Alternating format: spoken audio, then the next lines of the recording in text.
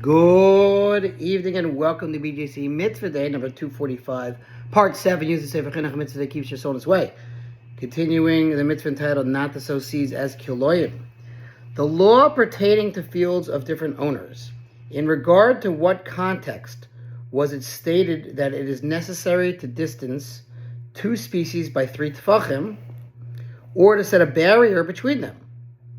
When one planted the different species in his own field. However, if one's field was sown with wheat, it is permitted for his fellow who owns a neighboring field to sow barley in his own field beside the field of wheat. This is derived from the scripture, as it is stated, "You shall not sow your field, Kilayim," meaning it is specifically your field that you may not sow with a mixture of species. But if the mixture results from two species being side by side in fields of different owners, then it is permitted. For the verse does not state, "You shall not sow the land Kilayim," which would include even Kilayim that comes about from adjacent fields of different owners. The Chinuch adds another law that is derived from the same verse.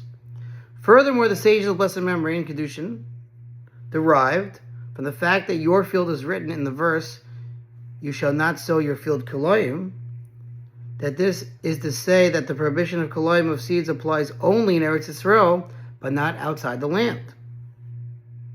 The Chinuch notes that in this respect, the law regarding planting mixed seeds differs from the law regarding grafting trees, and he anticipates the question as to why this distinction exists. Now, even though concerning the prohibition of grafting one species of tree onto another, which is also derived from the very same verse containing the word "your field," the sages did not say so. Rather, they taught that the prohibition of grafting applies in every location, as the Talmudic sage Shmuel said in the first chapter of Kedushin, that the verse equates the grafting of trees to the mating of animals of different species, which applies in every location. This should not trouble you. The sages of blessed memory have already resolved this matter there in Tractate Kedushin, and if you desire, my son, to know the answer, you will see it there. These laws and the many additional details of this mitzvah are explained in Tractate Kilayim. The prohibition pertaining to Kilayim of seeds applies to both men and women, and in Eretz Yisrael only, as we have said. But outside the land, it is permitted outright to mix seeds and to sow them. Furthermore, even in Eretz Yisrael, the prohibition applies only to a Jew, but it is permitted for a Jew to tell a non-Jew to plant Kilayim for him. Nevertheless, it is prohibited to maintain the Kilayim when they later grow in his field. All this that we have stated applies only to Kilayim of planting mixtures of seeds. However, the prohibition regarding Kilayim of trees, that is the grafting of different species that is prohibited with trees, applies even outside the land, as we have said.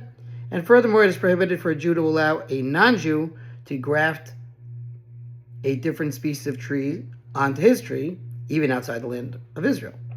One who transgresses this mitzvah, whether a man or woman, and plants Kilayim of seeds in Eretz Yisrael, incurs lashes.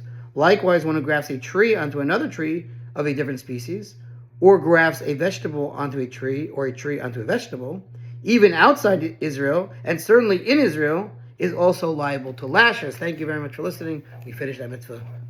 Response feature mitzvah 36, 100 of the gold.